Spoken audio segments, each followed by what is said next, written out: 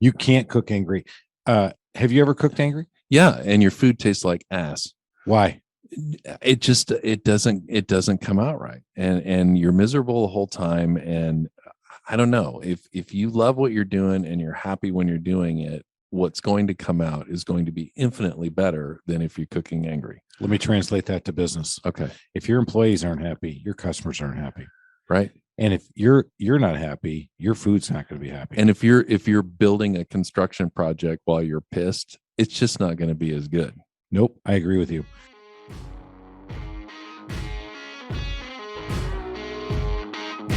Welcome to the Small Business Safari, where I help guide you to avoid those traps, pitfalls, and dangers that lurk when navigating the wild world of small business ownership. I'll share those gold nuggets of information and invite guests to help accelerate your ascent to that mountaintop of success. It's a jungle out there, and I want to help you traverse through the levels of owning your own business that can get you bogged down and distract you from hitting your own personal and professional goals. So strap in, adventure team, and let's take a ride through the safari and get you to the mountaintop.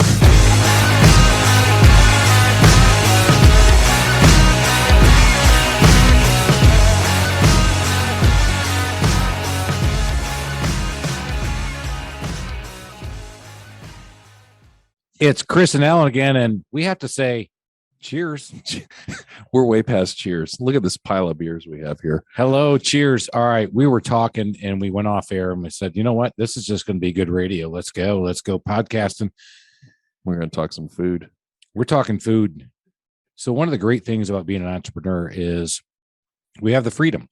We have the freedom to do what we want at times. Of course, we also have the freedom to go out there and work 24 hours a day. We have the freedom to go out there and grind at 9 o'clock at night on a customer issue that's very personal to you. And I put this in my book. And that you need to put this one to bed, Chris.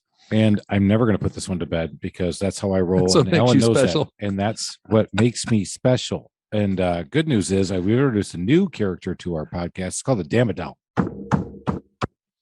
But we were talking, one of the cool things, again, about being entrepreneurs, I have the freedom. And then one of the freedoms I'm going to have this year is that over the 4th of July, which is on the 4th of July, it's our Independence Day. Yes. That I thought the entire world celebrated the Independence Day of the U.S. And now I found out that no, my son, who is going a study abroad program in Spain, from Cádiz, as they say in Spain, or Cadiz, as we say in the U.S. You're so cosmopolitan. Thank you.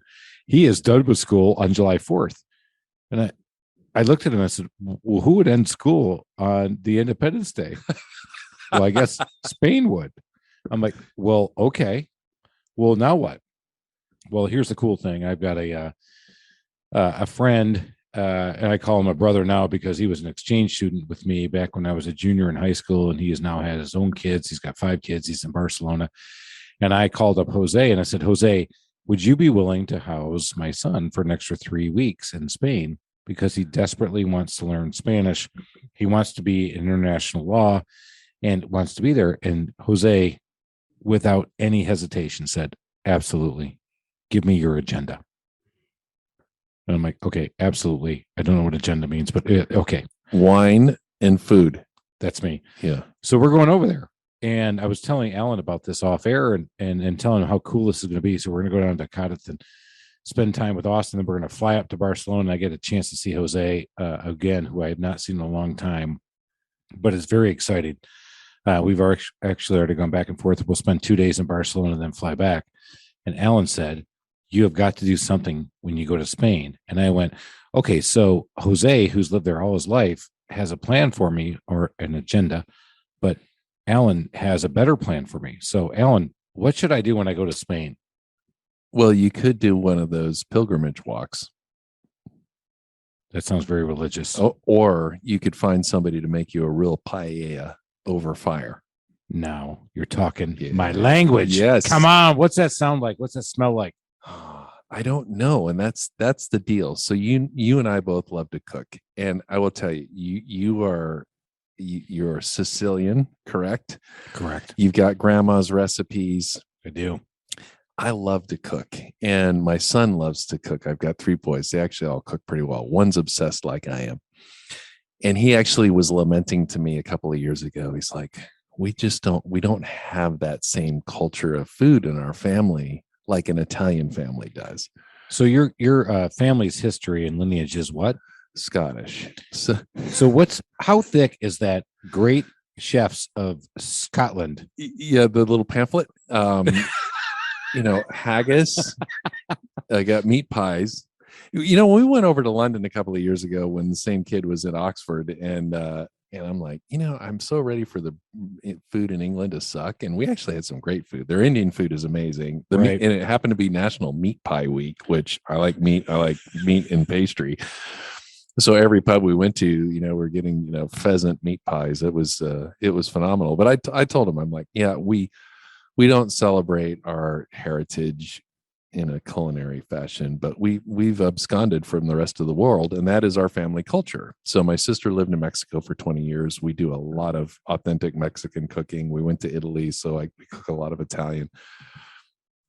We've been doing a lot of Middle Eastern food lately just because it's freaking delicious and it's healthy. And if you actually can have something that's delicious that happens to be healthy, that's a win. That's a win. Yeah. Put that in the win column. Every time you can cook something and be healthy and live to tell about it, that's a win. Yeah. Yeah. Well, my sister, I've got 3 sisters, and they're all wonderful people. One of them is particularly generous when it comes to my birthday presents, and she knows how much I like to cook. So over the years, I'll get a gallon of olive oil from, Italy, or I'll get this huge thing. Wait, stop. Yeah. Moment of silence. This is like holy water. Yeah. He just said extra virgin olive oil, because I know that's what it was, from Italia. Yeah. Thank you. And it's just green and fragrant. And I was seriously bummed when that last drop came out of that can. I still have the can. I agree.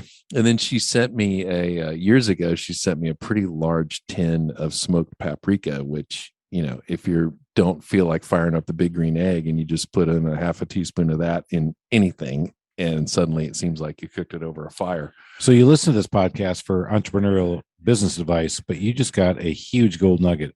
Smoked paprika from the right spot makes everything come out way different. Oh, and yeah. I've had that before. I know what you're talking about, because you can get the regular old smoked paprika here locally, and it's okay, but I've had that fragrant smoked paprika that you're talking about. Yeah, from Spain. And it just rocks. Yeah, and you can actually get a reasonable smoked paprika at Trader Joe's for pretty cheap. But the one she sent me was actually imported, directly from Spain to my house. And so last year for my birthday, she sends me a paella pan. And paella is basically, paella is kind of one of those fighting words things. Like if you start talking Texas chili, and people are going to talk beans, no beans, what goes in the chili, and they can get all wound up. Same thing with barbecue in the South.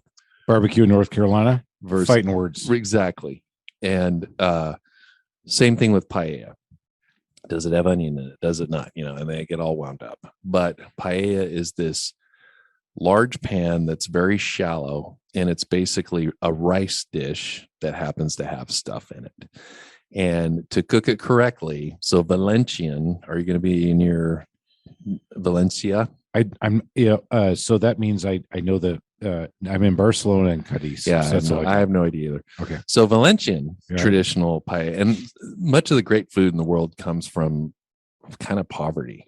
Like if you think about Southern food, it's all the stuff, like learning how to make okra taste good, and why we fried green tomatoes in the South is because we couldn't wait for them to turn red, because we were starving. And have figured out around the world how to make things taste really good that don't cost very much.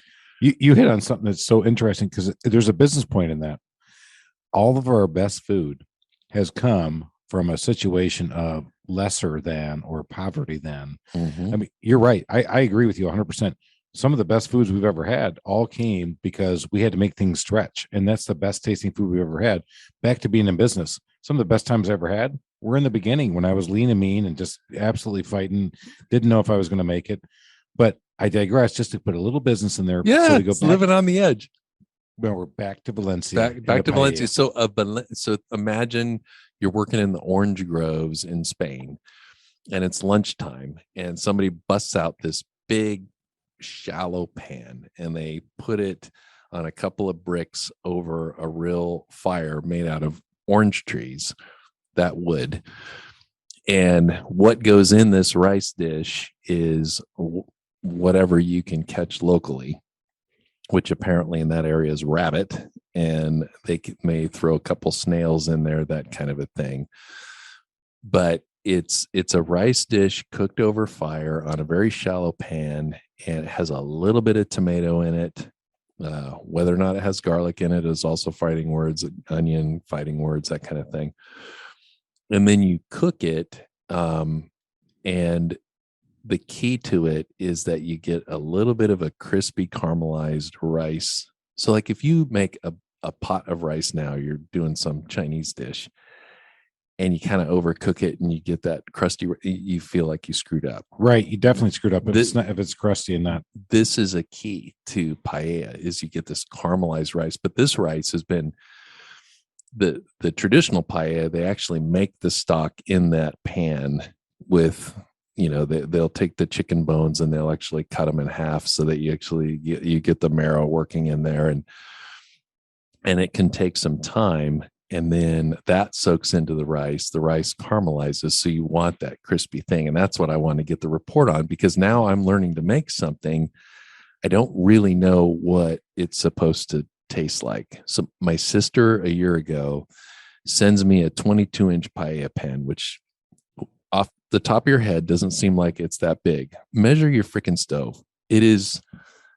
That's 2 burners. It's 2 big. burners worth. And yeah. if you start looking at YouTube videos, they have paella pans that are the size of your truck, and they have to use these things to stir that look like concrete floats, and they'll serve an entire. And so the whole time you're managing the fire, because you need the fire. The rice that they use is a special kind of rice. If you cook it too quickly, it'll burn. If you cook it too slowly, it'll actually burst and turn into paste. So you have to have the fire kind of hot to begin with, and that's getting your vegetables and stuff going, and you brown your meats, and then you pull the fire back, and then you put in your stock, and you've got your rice, and then you start cooking your rice, and then at the end you build up the fire again to build this crust, which is called sauerkraut. And so I've had this pan for over a year. I have no way to cook it, but I've got a buddy of mine, my men's group. We actually meet outside in his backyard. We dug a fire pit and we drink beer and talk about God. And once in a while I'll cook over the fire. And so I'm like, guys, I want to practice paella on you guys. And It was so much fun. And it took all of us. I mean, we had all the ingredients prepped and ready to go, but one dude was on the fire. It was almost like the opposite of curling. When you watch curling and they're like, more, and they scrub really hard. And then, because one guy was raking fire in and raking fire out, because we were just trying to keep the bubbling going. But we did chicken and sausage, and then threw some shrimp in there. But the Valencian one, like I said, is rabbit. It's big white beans, and it's fantastic. It picks up a little bit of smoke out there. And so I need you to do some homework and bring back to me what real paella made in Spain is like. So you're giving me mission impossible. Your mission, should you accept it, is to go over there and eat as much paella as you can and come back and report to you on how to best cook it. Yeah. So you can cook it for me so I can eat more. And I want to know more about that crust. Mission accepted. You're telling me to go eat and then come back and tell you how to cook. You may have to wash it down with a little bit of wine. And I might find a way to do that too. Yeah. But when I get back, you get to cook for me again. Yeah, baby. I still haven't had your grandma's gravy yet. You know what? I'm coming out of it, so it's probably time again, because as we talked about on one of our podcasts, if there's not pig's knuckles in there, it's kind of vegetarian. Yeah, that's right. So I love it, but you hit on something that's so key, because that's a business point. What is the food that we like the most? Well, I've had paella. I've had paella that's been very stripped down and very bland because it got corporate America. Right. But the best paella I've ever had in my life, I do remember this, was a small little Spanish place here in Duluth. that's really good at it. Yep. And they knock it out of the park. But I don't know if it's going to be as good as yours. I don't know either. Mine was pretty good, but I don't know. You know, it's very strange to me. So one of my wife's favorite things is mole. Are you familiar with that from Mexico? The mole sauce. So what's in that? It's a million ingredients, and a true mole made in it's not a million, but it's a lot. It seems very simple to me. Yeah. So a mole made traditionally in Mexico can take 3 days. Wow. Yeah. And it's all kinds of nuts. It'll have chocolate. It'll have spice. And it's this rich brown. I think mole made just means sauce. But when we think of a traditional mole, it's this brown. It's that brown sauce with yeah, a little bit of sweet in it. A little sweet, a little chocolatey, a little cinnamon, that kind of a thing. Yeah, right. I don't like it. And I mean, and my wife loves it. So if we go out to a good Mexican restaurant, and they've got mole, that's what she'll order. Well, for Mother's Day a few years ago, and my wife's used to me cooking, and she cooks well. She just doesn't enjoy it. I freaking love it. You know, you get the right drink, the right music, leave me in the kitchen, stay the heck out of it. And you get to be artistic. You get to go out there. So we went back to, we've talked about this, being a balanced entrepreneur. Yeah. And so where's your release? Where's you? We talked about, hey, walk for 20 minutes a day. I mean, for the love of God, you can't walk for 20 minutes. Yeah. And so the same thing, we both talked about this. For me and for you, it's a release. It's finally a chance to let our artistic brain go out there and have some fun for a while, not think about work, do this stuff and create something, and then get a chance to taste it and eat it, which we all know that I love to eat it. And then, then you get the joy of somebody else really enjoying your meal. And the funny thing is, as much as I like to cook, if I'm left alone for a week and my wife goes out of town, I just eat cereal every day. Isn't that the worst? I've heard that from people who are single, is that cooking for one stinks. And I have found that I've had to, as we become empty nesters, is that it's hard to not cook for four. Right. Because it's so much easier to cook for four than it is to cook for one.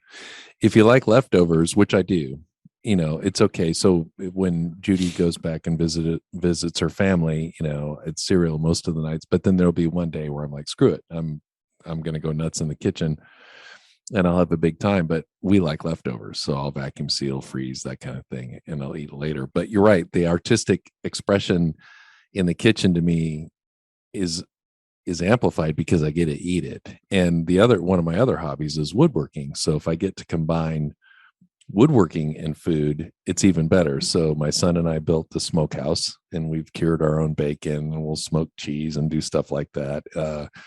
Another son and I built an apple press, and we went to North Georgia during apple season and got some apples, a couple of bushels of apples, and squeezed them, and then we fermented it and made hard cider. To me, that's just a lot more fun. Would you say there are any business lessons you learned out of doing that, or was that was just, you know what, tomfoolery? I had a lot of fun. Tomfoolery being a word that I have not used in my entire life, but I've obviously just stated myself. I'm 87 years old, but do you think there's any business lessons in some that? hijinks here pretty soon. You know what? Jinkies. Yeah, I'm getting hijinky.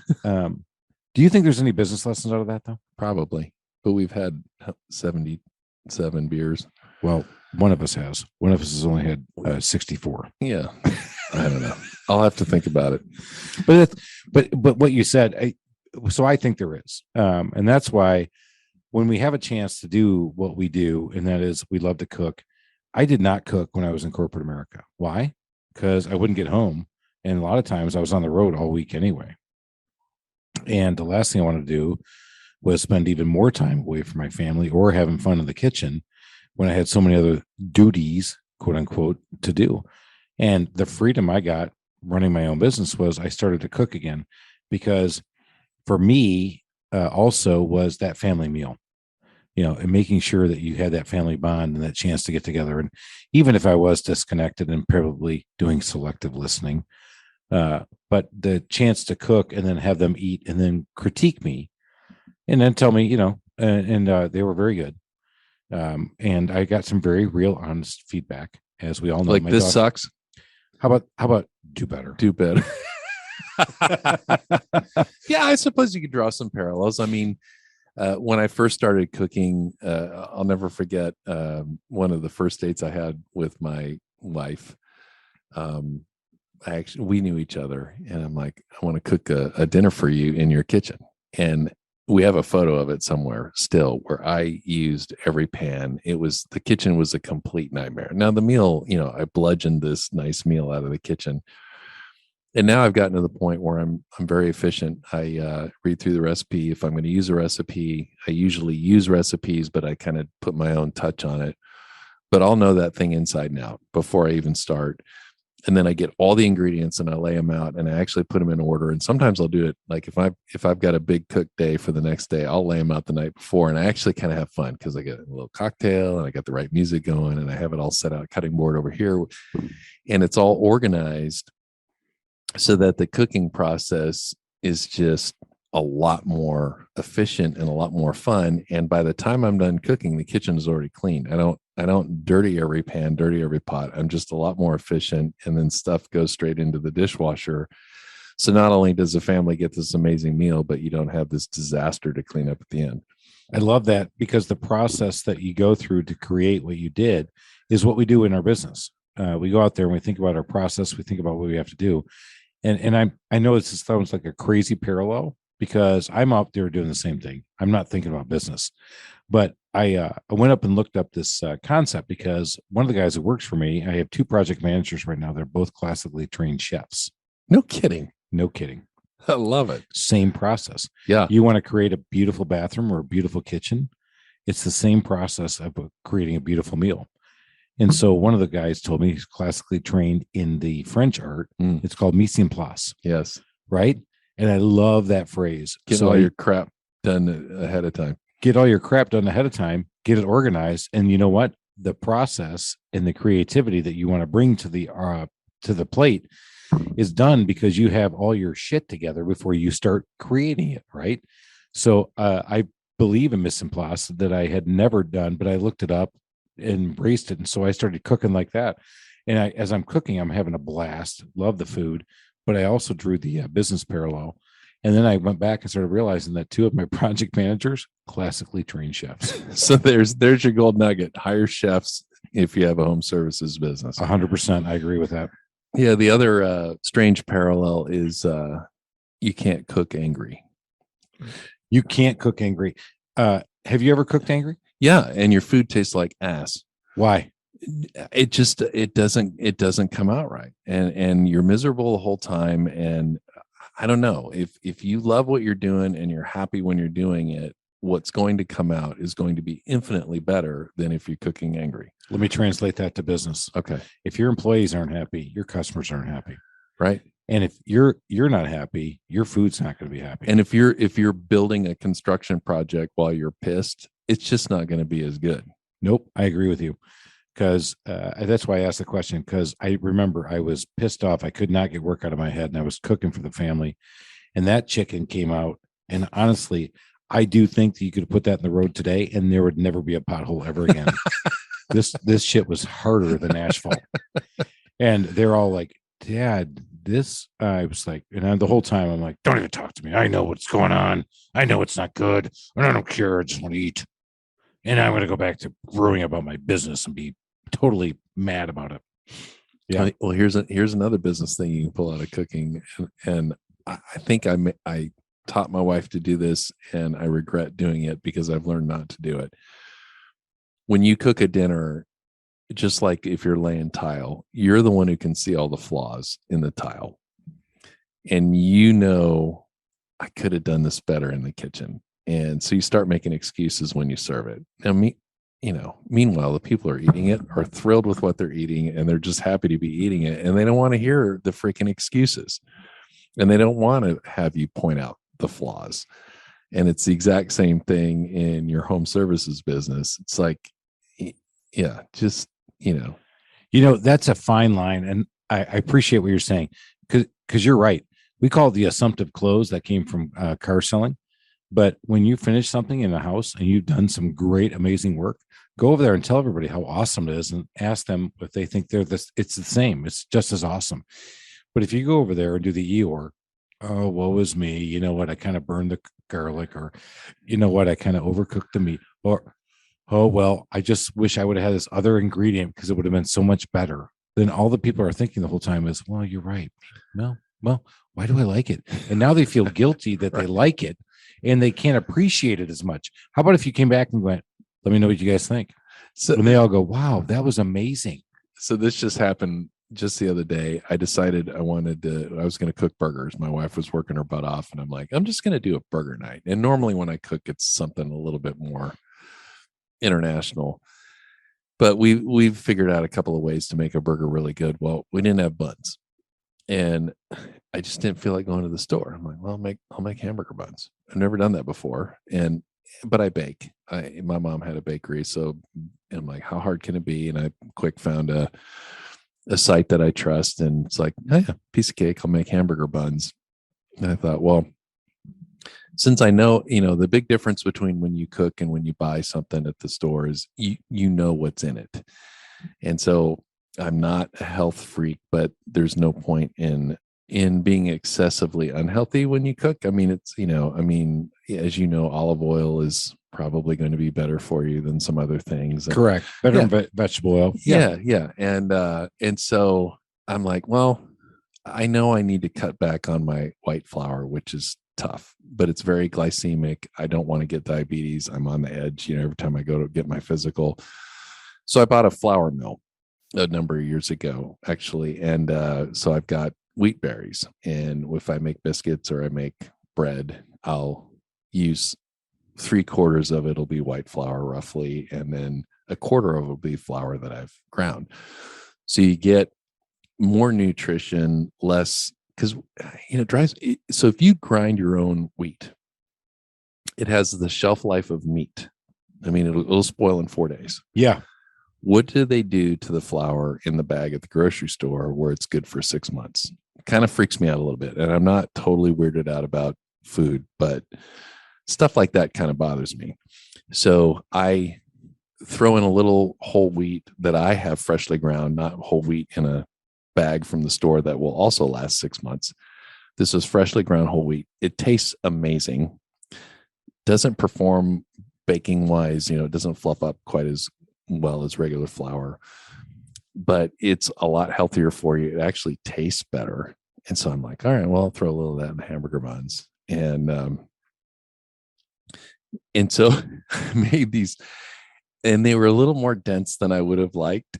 And I found myself doing the same thing. I'm starting to make excuses for this. Meanwhile, everybody I've mentioned that I've made my own hamburger buns are like, are you freaking kidding me? I didn't even know you could do that. And put me in that category. Yeah. I never thought about making my own hamburger buns, think about even though I have my grandmother's bread recipe. Yeah. And can you imagine, you're making burgers and you've got buns fresh out of the oven with that smell. All right. And they're warm and of course they were delicious. Now I can sit there and bitch about them because they were a little heavier than one, but right. But I was waiting for you to say, I was waiting for you to knock it down and say, wow, they were heavy. Well, of course they are, because I threw a little whole wheat in there and well done. Again, another business lesson in there. Using the ingredients you have, having good people, having the right ingredients in there makes the end product. Look at you weave this story. Come on, baby, I can do it. But the more you drink, the smarter you get. Oh, great story. Now I'm going to parallel that. No, I can't do it. We're going to have to stick on with cooking. I've enjoyed it. I do enjoy cooking. I think it's a great release. It's amazing how many friends I have who love cooking or smoking or doing, something with food because it's a creative outlet. It allows a lot of us who were in the world of computers and paper and pushing, you don't have that creative outlet to say, wow, look at me. I made fire. I'm grog. I made fire. And boom, fires come. And you get to go, boom, look at me. Paella. Look at me. I made hamburger buns from nothing. I didn't even know you could do that. Well, it is dough, right? Yeah. It's simple bread dough. We all could do it. Yeah. Well, we didn't know that. You're right. It's like making your own mustard. I didn't know you could do that. Well, you can. So it's fun because you get to see the outlet and you get to see, and it's tangible, right? And it feels and tastes and feels good. Yeah. And I think food in business, you can make all the sales calls you want to the same client, but you break bread with them, it's a completely different thing. Now imagine what it would be like if you actually made a meal for that same customer. And I know in home services, it probably wouldn't come up very often, but I have one for you though. Yeah. I knew a remodeler here in Atlanta, and his thing was he was again a classically trained chef who turned into a remodeler.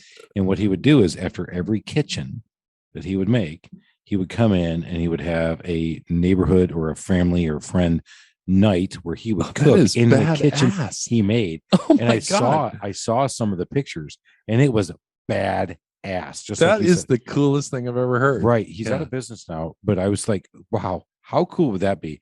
Hey, not only did I finish your kitchen, but I'm going to owe you a meal after 30 days or whatever. And I want you to invite your friends over. Great marketing tool, by the way. But he got a chance to do what he loved to do, and that is cook in the kitchen he just created for them. Oh, can you imagine? And you get all these people in there, and you're actually cooking a meal in the kitchen that you built. You for sure are going to get another job out of that deal. Yeah. So there we go. We business into it, but he was amazing. A great guy. I got to meet him. We did a lot of punch out work for him or smaller stuff that he wouldn't do.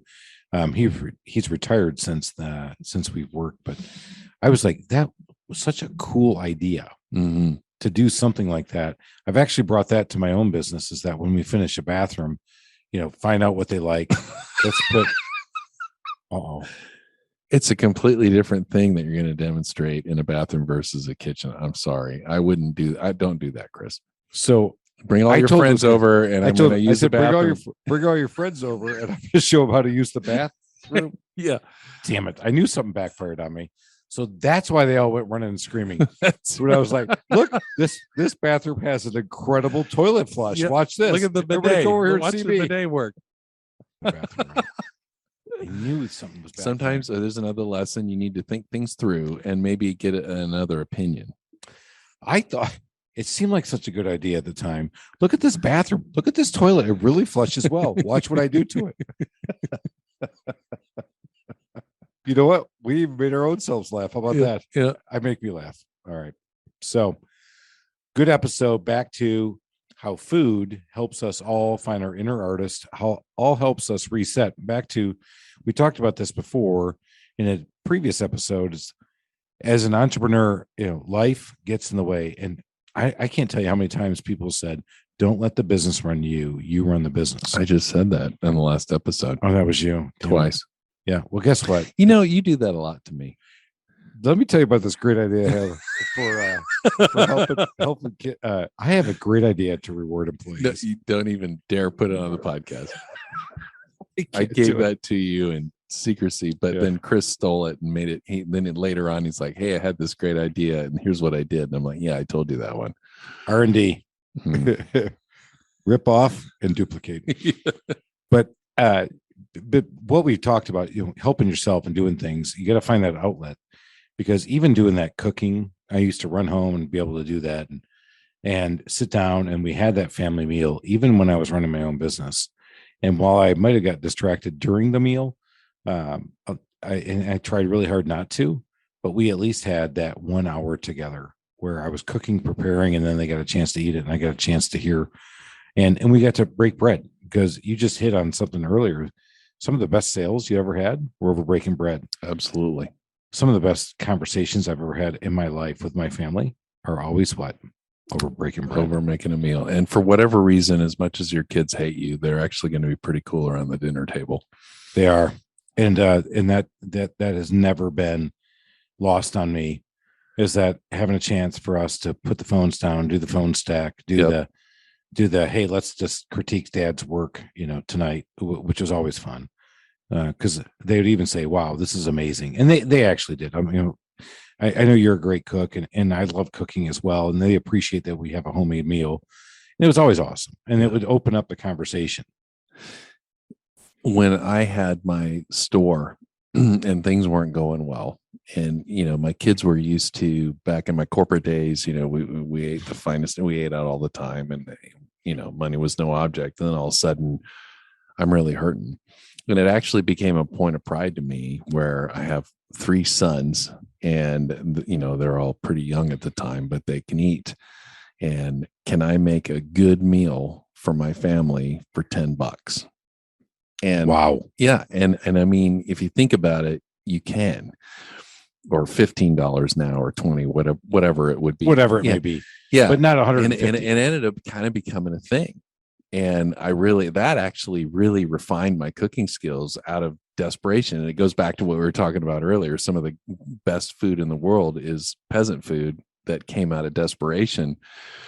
And I learned to live that the hard way, but it actually became something I was quite proud of, because it's really easy to just, oh, I'll find a recipe, I'm going to make this, and you go to the store, and next thing you know, you spend $60 on ingredients, and it's still cheaper than going out to eat, but you spend a lot of money on the meal. But you put a little thought into it and actually find what's on sale and figure out a way to make a delicious meal for your family and take care of your family for not very much money was a really cool thing. And I happen to really enjoy the process. I can draw so many business parallels to that, but the most important part is you had the freedom to go do that, and the constraint to go do that. While it didn't feel good at the time, you felt better about yourself for that 1 hour, right? Because you went back to that business that we've talked about that earlier on season 1. A lot of us, our business fails the year before we actually admit it. Right. And we have to deal with that pain and anguish of what's going on while we're doing it. Or our business just isn't going, because every morning you wake up, you solve problems and you're trying to make it happen. And you want to be the 1 out of 10 that succeeds and not the 9 out of 10 that fail. But you had that 1 hour of a chance to be a success. And I think you got to take that success, use that, put that and program it in your brain, because you got to fill up those negative thoughts and you got to take them out and get these in with these positive thoughts. By the way, Chris is twirling his finger around his head as we're wheeling and going crazy. But I think that has unlocked me so much, because the dinner was done for me and I would go back and go, oh my God, that reminds me of this, this, and this. And I would go cranking out, they go up and do homework and then go to bed. And I'd be, spinning on the computer and doing my thing for the next 3 or 4 hours. And don't think it's work. I'm just like, I'm recharged, reactuated, as it were, and made it happen.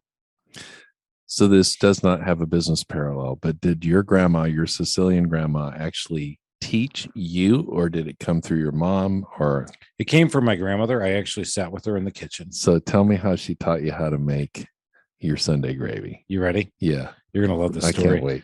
So my grandmother was racked with rheumatoid arthritis, and that means her hands were actually folded over. And I'm making these hands for Alan. And that means her knuckles and her fingers all came together. And she was in a wheelchair at the time, and she would always make the gravy. And I said, Grandma, I'm going to help you make the gravy today. And she goes, oh, Christopher, and she used to call me Christopher Columbus. Okay, you sit with me and we make the gravy. I said, well, Grandma, this time, every time you put it in your hand, because she put it in her little racked hand and she'd do this and do this. And she would, it's always the Sicilian words, but basically it was a pinch of this, a hand of that, a quarter of this. So she'd put the ingredient in her little gnarled hand and shove it, toss it into the pot. Toss in the pot. Yeah. Okay. Yeah. And I said, every time you do that, you're going to put it, and we're going to put it in tablespoons.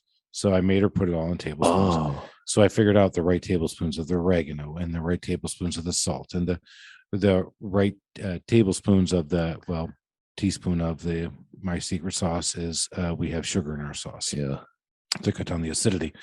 And I made her do all that. And then I made her count the cans, because she would also do the cans, and then she would go over, because again, canned tomatoes, you mean? Yeah, canned tomatoes. Okay. And then go back to the sink and get the water. And she would put water in the cans to get the rest of the sauce out to put it back in. Again, all great food came from peasant food.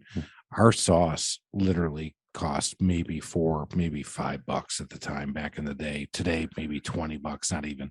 No. And you would have nothing in it. The meat would be the biggest expense that we had at the time. The pig knuckles. Yeah, and the pig knuckles to this day. Although the flavor was amazing.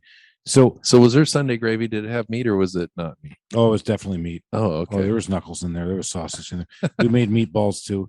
So I don't have the recipe for her meatballs, but I sat there with her and I made her measure everything out. I lost that recipe. But that's how I learned. That's how I learned to cook for my grandmother. And then I will say a lot of this stuff comes very instinctually to me. Watching her, and I sat within the kitchen with her and cooked. And then I learned to cook, and make the bread and do the gravy. And now I'll do dishes that aren't even Italian. I'll just kind of look at a recipe like you just said, and then make it your own. Yeah. Because sometimes you can look at a recipe. Well, so there's sites that you trust, and then there's sites that you don't. But in the sites that you don't necessarily trust, but it's a recipe that you want, you can look at it and with all your experience go, that's not quite right. Exactly right. So, and that's the artistry. I don't want to follow a recipe to the T. No. Well, that would have been a franchise. I don't want to follow a recipe to the T. Well, I've got like 2 or 3 chefs that I will follow. The first time I make it, I'll follow it to T because they're so good. All right. Who's your number 1? Rick Bayless. Number 2? Giada. Wow. Ooh, I learned 2. Yeah. So Rick Bayless for Mexican. And the funny thing is he's not Mexican. He lives in Chicago, but it's flawless. Wow. Yeah. And his cookbooks are really fun to read. And he was on PBS forever. My number 1? Who? Ina Garten. Yeah. Ina's amazing. Contessa. Yeah. As long as you have 65 sticks of butter in the house when you start cooking. That is true. There's a reason why Ina is the shape that she is. But there is actually a good business lesson to how your grandma showed you. I mean, you can tell your employees all you want how to do things, but to show them is so much more powerful. Yeah. Taking the time. And she, looking back on it now, I thought I was being a pig pain in her butt. Oh, she must have loved that. She loved it. I think. How old were you when that happened? Yeah. How old was I? I was middle school age. So. Oh, really? 13, that 14. young? Okay. Mm-hmm. How cool. What a Yeah, great experience. Cool. Yeah. Because the other thing is that now it's really popular here in the U.S. called Sicilian pie.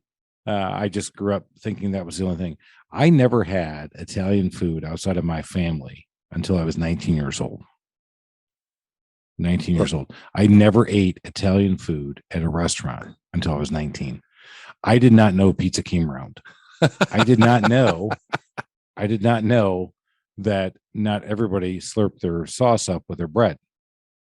And I was told at one meal that that's not acceptable. You can't take your bread and use it and slurp up the sauce off your plate. Why not? Well, you don't leave the sauce uncouth. on the plate. I don't care. Well, they suck. Right. So what was the first thing that you said? You said something. I'm like, what? What? A Sicilian pie. A Sicilian pie is square and deep dish.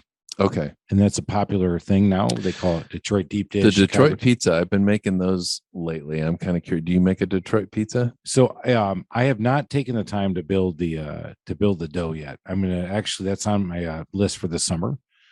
Is I want to go try to recreate her dough and get that going, because we would use the dough a number of ways.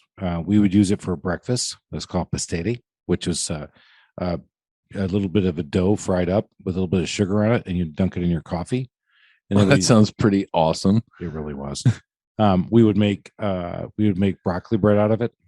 We'd make pepperoni bread out of it. What's broccoli bread? Broccoli bread. Oh, so you twist it together. You put broccoli. It's broccoli and butter, of course. Ina Garten. Is the broccoli pre-cooked, or you cook it with the butter? Okay, and it comes down. It comes down really soft, and then you braid it together, and it's broccoli bread. Oh, that sounds good. Yeah. You can do stuffed broccoli, or we can do the braids, which is what we did. And then you could go out and roll out the dough. You put it in a sheet pan. You make it thick, and then it's just your Sunday gravy. One thing that I would say that I've changed with my grandmother is that I take her Sunday gravy and I do add a little bit more oregano, a little bit more flavor to it to get the pizza sauce. Dried or fresh oregano?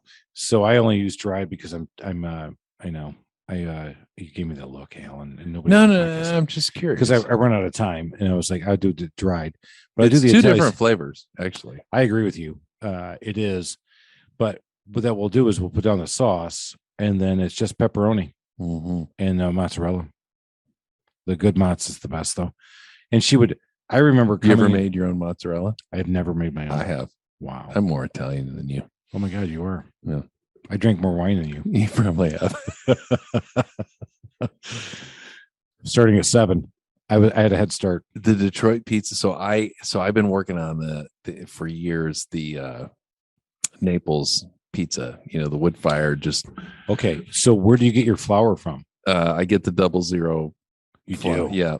Yeah. So that was too expensive for us when I've grown up. I've had it, and I think it's amazing. It makes a difference. I mean, you could still all-purpose flour still makes a pretty good pizza, but the Naples, it's. I mean, when you make that dough, it's soft as a baby's butt.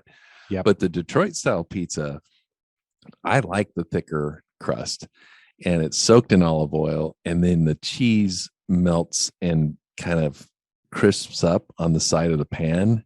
And so those edge pieces are amazing. I didn't realize that people actually cut pizzas with a roller until I was 20. Did you use scissors? We always did scissors. Wow. Pizza shears. That's all I thought it was. I thought everybody cut their pizza with shears. I thought pizza shears. So we went out. It was one of my grandparents' friends had died, and we ate out after their funeral, and we were eating out at an Italian restaurant. And I saw stuff that I didn't even know was Italian. I saw things like marsala and chicken piccata and all these other things. I'm like, well, I didn't know those were Italian dishes, because I grew up Sicilian. So Southern Italy is a lot different than Northern It's Italy. hugely different. Mm-hmm. And here in the U.S., a lot of our foods are influenced by Northern Italy, which today, my chicken piccata, which I made on my own and have today, it's my own recipe. I'd like to try it. So I do Giada's chicken piccata. Okay. Yeah. So I think mine kills. But my family likes it, but I tailored the whole thing to our tastes over the years. My marsala is decent. But again, something you wouldn't have done.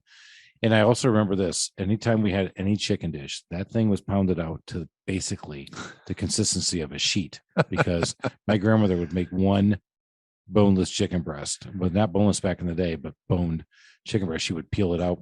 Any seafood in your family? A lot of seafood. Yep. Everything was a lot of fish. But it had to be on sale. Okay. Everything grandma did was always on sale. Yeah. It's like my mom. Yeah.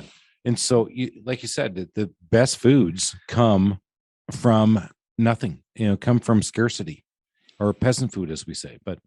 And sometimes the best ideas and sometimes our best fun in business were from scarcity and, if you will, peasantry. You don't have to be on top. Well, if things are kind of going okay, you don't have to hunker down and get creative.